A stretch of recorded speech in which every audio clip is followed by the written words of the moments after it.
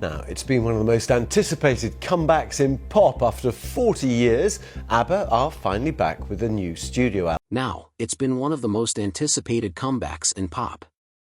After 40 years, ABBA are finally back with a new studio album. Benny, I've heard there's going to be a sequel to Mamma Mia. Yes. It's called Here We Go Again, which is brilliant. Tell me everything you know. Well, it's, more of a prequel really, because it's about everything that happened before they ended up on K Island. For years, fans could only speculate until Benny Andersson finally revealed the truth behind ABBA's breakup.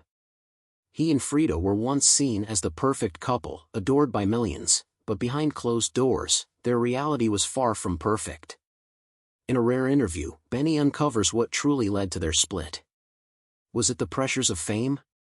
What was the breaking point? Join us as we expose the awful truth. Benny Andersson confirmed love turned sour back in the 1970s when ABBA was taking over the pop music scene. Benny Andersson and Anni-Frid Frida Lyngstad looked like the perfect couple. Their love story unfolded right alongside their rise to fame, much like their bandmates Bjorn and Agnetha. But behind the glittery outfits and hit songs, things weren't as perfect as they seemed. Trouble was quietly building, and eventually, it would pull them apart. Benny and Frida first met in 1969, long before ABBA was even a thing. At the time, Frida was making a name for herself in Sweden's folk music scene, and Benny, already famous with his band the Hepstars, Sweden's version of the Beatles, noticed her at a music festival. There was something about her, the fiery red hair and the powerhouse voice, that immediately caught his attention. The spark was instant. And finally, ABBA fans have long had a dream, and tonight it has come true. The band has reunited after 35 years. They weren't just two musicians, they were two dreamers chasing the same big goal. Back in 1975, Frida told a Swedish magazine that meeting Benny just felt right. He understood her love for music in a way no one else ever had. For Benny, it wasn't just about her talent, there was something different about Frida, her independence, her raw energy. She wasn't like anyone he'd worked with before. As ABBA took shape, so did Benny and Frida's relationship. While Bjorn and Agnetha were more in the spotlight as a couple, Benny and Frida were busy behind the scenes, fine-tuning the music. Benny had a gift for creating melodies, and Frida had a way of pouring pure emotion into every note she sang. Together, they helped shape the sound that would make ABBA legendary. But fame came at a cost. As ABBA exploded in the mid-1970s, the pressure started to take its toll. Benny, a perfectionist, spent endless hours in the studio, obsessing over every detail. His meticulous approach to songwriting didn't always sit well with Frida, who was more spontaneous and led by emotion. The very differences that once made them a great team slowly began to drive them apart. Their struggles weren't just about music, fame itself became a problem. Benny liked to keep a low profile when he wasn't on stage, while Frida enjoyed the social side of being a celebrity. Friends started noticing the tension between them, especially during ABBA's world tours. Even their creative spark, the thing that once brought them together, began to fade. By 1979, the cracks in their relationship were too big to ignore. Benny buried himself in work, spending long nights in the studio. Meanwhile, rumors started swirling about his growing connection with Mona Norklit, a television worker he had met during an ABBA TV special. Everything fell apart in early 1981. One day, Benny came home and admitted to Frida that he had feelings for Mona. The news hit her hard. Though they tried to keep things professional for ABBA, the heartbreak was too much to ignore. After 9 years together, their relationship was over. In an open interview with Expressen, Benny's hands shook as he struggled to explain what went wrong. Do we have to have that song? Because that was in the previous movie. Couldn't we take this one instead? And so we swapped a couple of songs. He insisted they were still friends, but those close to them saw the pain beneath the words. For Frida, it wasn't just about losing a partner, it felt like a betrayal of everything they had built together, both in love and in music. The breakup left a mark on ABBA that couldn't be ignored. They kept making music, but something had changed. The spark wasn't the same. Both couples that once defined the band were now broken, and their songs started to reflect that pain. Tracks like The Winner Takes It All and When All Is Said and Done hit differently for those who knew what was happening behind the scenes. While the world saw ABBA's golden couple falling apart, few knew the heartbreak they were going through.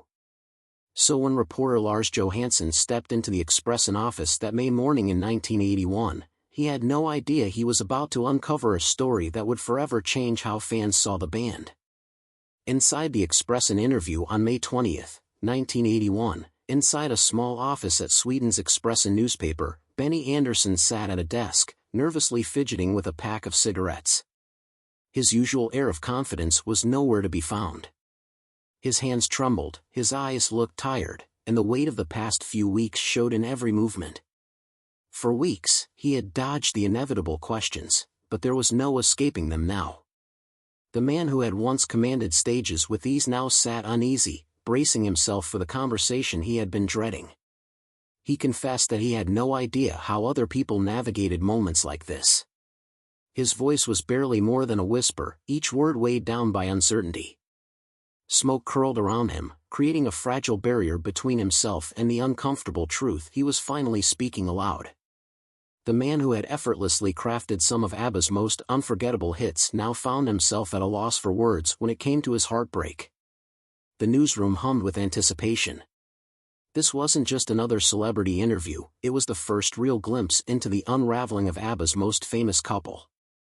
For weeks, fans had speculated, the tabloids had whispered, but now Benny was finally breaking his silence. As he spoke, his words carried the weight of a love story that had fallen apart faster than anyone expected. Across the desk, the reporter listened intently, too absorbed in the moment to notice the coffee beside him turning cold. When the topic of Mona came up, Benny tried to play it off casually, but his words didn't quite match the mood. He called her his new woman, attempting a laugh that felt anything but natural. The room fell into an uneasy silence as the weight of his confession settled in. No matter how much he tried to downplay it, everyone could see the tension behind his forced smile. The mood changed when Benny started talking about ABBA's future. For a moment, he dropped the band's polished image and spoke honestly.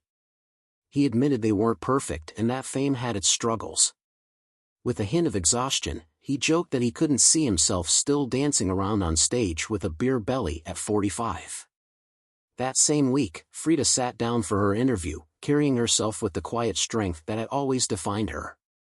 "Yes, I'm very excited, you know. It would be wonderful to meet up with the fans again because it actually doesn't happen that often." Refusing to dwell on bitterness or regret, she admitted that while the breakup had been painful, she had found comfort in someone new, a Swedish businessman whose name she chose to keep private. There was a mix of resilience and vulnerability in her words. She no longer saw marriage as something she needed, but love still mattered. Love, in whatever form it came, was still worth holding on to. The Expressen article was a turning point for ABBA. It peeled back the polished image, revealing that even music icons faced heartbreak and struggles. The band kept making music for another year and a half, but something had shifted. The spark that once defined them was now tinged with a sadness that even their most upbeat songs couldn't mask. Frida wasn't just dreaming about music, she was making it happen. She put together her band, the Annie Frid 4, and spent her early teens performing wherever she could. By 16, she was touring Sweden with a big band, singing jazz numbers in packed dance halls. Her deep, soulful voice stood out, and it wasn't long before industry professionals started to take notice. In 1967, EMI Records gave her a chance to step into the spotlight on her own, releasing her very first single. It was the beginning of something much bigger than she ever imagined. In the early 1970s, just as ABBA was starting to come together, a long-buried truth about Frida's father resurfaced. A German magazine had tracked down Alfred Hasse, the man she had been told was dead, only to discover he was very much alive and living in Germany. Frida was faced with the possibility of meeting him. In 1977, a reunion was arranged, but it wasn't the heartwarming moment one might expect. Instead, it was filled with uncomfortable silences, awkward glances, and so many questions that remained unanswered. It was a meeting that left Frida grappling with emotions she wasn't sure how to process. She later recalled how their first meeting felt like two strangers trying to reconnect after 3 decades apart. Despite their attempts to bridge the gap, the emotional distance between them was too vast to overcome. The father she had spent years wondering about was now in front of her, but the connection she had hoped for just wasn't there. The girl once rejected by her own country for her roots went on to become a global icon, her voice reaching millions of fans worldwide. From being a war child to a pop sensation, Frida had overcome so much of her past. But fame had a way of throwing curveballs. When she swapped her pop star status for a real tiara, the question remained, would she finally find the happiness she'd been searching for all those years? After ABBA disbanded and Frida's marriage to Benny came to an end, it seemed like she was about to live out her real-life fairy tale. In 1992, she married Prince Heinrich Rutzo Roos von Plauen, and just like that, she became a princess. The Swedish press went wild. Their beloved ABBA star, who had captured the world's heart as a pop icon, was now royalty, living in a grand Swiss castle that overlooked the serene beauty of Lake Geneva. It was like something out of a dream, and the world couldn't stop talking about it. But life in the palace wasn't quite the fairy tale everyone expected. The free-spirited woman who once lit up stages in glittering jumpsuits now found herself tangled in a web of strict royal protocols. Every public appearance, every word she spoke, had to align with centuries-old traditions and etiquette that felt worlds apart from her former life. The freedom she once had as a pop star was replaced by a constant pressure to conform to rules that didn't come naturally to her, leaving her to question if this royal life was truly what she had dreamed of. Frida once explained in a 1993 interview with a Swiss newspaper that the structure of aristocratic life was completely different from anything she had ever known. Her new reality was filled with complicated titles, formal dinners, and endless social obligations that seemed like a world away from the stage lights she was used to. Prince Heinrich's social circle was nothing like the world Frida had come from. Gone were the recording studios and concert venues where she thrived. Instead, her days were now filled with charity galas, diplomatic functions, and formal events. While Heinrich was well respected in royal circles, he had certain expectations for his wife, and they didn't leave much room for the creative freedom she had once known with ABBA. The lively energy she had enjoyed on stage, where she could express herself through music and performance, now seemed worlds away. Frida, once free to follow her passion, found herself adjusting to a more constrained role in the royal family, one that didn't allow her to be the same artist she once was. But nothing could have prepared Frida for the heartbreak that came in 1998. Her world came crashing down when her daughter, Anneliese Latte, tragically lost her life in a car accident in New York. And, who was only 30, wasn't just her daughter, she was Frida's closest confidant, the person who had always been there for her and who truly understood the ups and downs of her extraordinary life. And knew what it was like to witness her mother's transformation, from a war child to a pop sensation and eventually a princess. Their bond had been deep and unshakable, making the loss all the more devastating. Frida was left with an overwhelming sense of emptiness that no amount of fame or royal titles could ever fill. The loss of an hit Frida harder than anyone could imagine. She withdrew from the public eye, spending most of her time in the quiet solitude of her Swiss home. The glamorous world that once surrounded her, from royal events to her former pop star life, felt distant and unimportant. Even her royal duties, which once demanded her attention, seemed trivial compared to the immense grief she carried. During this incredibly tough time, Frida found an unexpected source of comfort in someone she never thought she would turn to, Benny Andersson. Despite the years of tension and their complicated past, Benny reached out to her. He understood the unique pressure of living in the spotlight, a pressure they both knew all too well. Their shared history in ABBA provided Frida with a connection she couldn't find in her royal life. It wasn't the same as the public adoration or the grandeur of her life as a princess, but in those quiet moments, it was exactly what she needed. By early 2000, Frida had largely faded from the public eye. She had become a rare presence in the world that had once adored her. The woman who had faced wartime rejection, conquered the music world, and married into royalty had found solace in privacy. She made occasional appearances at ABBA-related events, but for the most part, she stayed in her peaceful Swiss sanctuary, away from the cameras and the world's expectations. While Frida may have stepped away from the spotlight, ABBA's legacy continues to shine brightly. ABBA's journey over the years has been nothing short of amazing. From their rise to stardom in the 70s to becoming a lasting influence on music and pop culture, the group has left a powerful legacy. Even though they parted ways in 1982, their music has continued to connect with fans across generations. But in 2021, ABBA proved that its legacy was about looking ahead.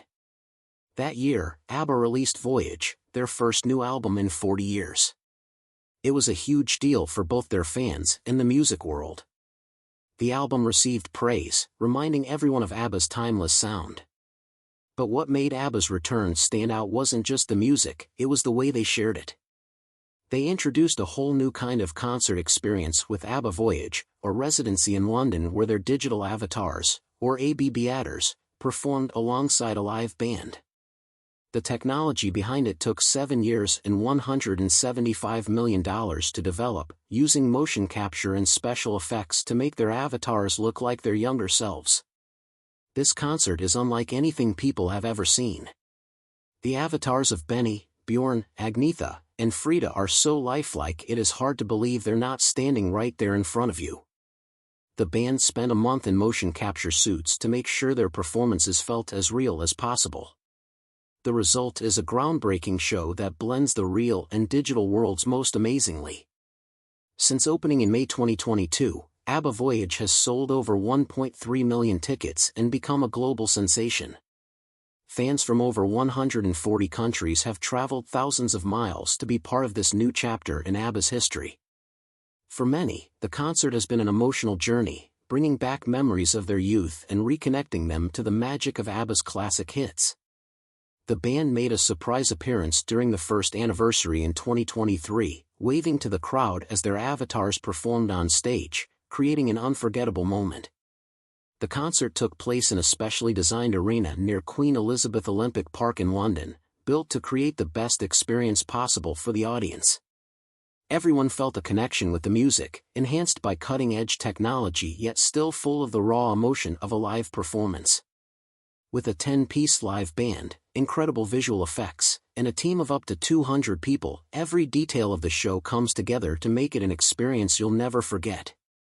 Atmosphere of the venue, people of all ages, from lifelong ABBA fans to younger generations discovering their music for the first time, are coming together to celebrate the band's legacy in a brand new way. Despite the overwhelming success of ABBA Voyage, the band has made it clear that traditional live performances are not in their plans. They even turned down a reported $1 billion offer for a world tour. Although their avatars will not perform outside the ABBA Voyage arena, the experience they provide continues to push the boundaries of live music in a truly groundbreaking way. How do you think fame shaped the dynamics of Benny and Frida's relationship? What do you think could have been done differently to save their love story and ABBA's original magic? Share your thoughts with us in the comment section. Remember to like, share, and subscribe for more. Also, click the next video showing on your screen, you will enjoy it.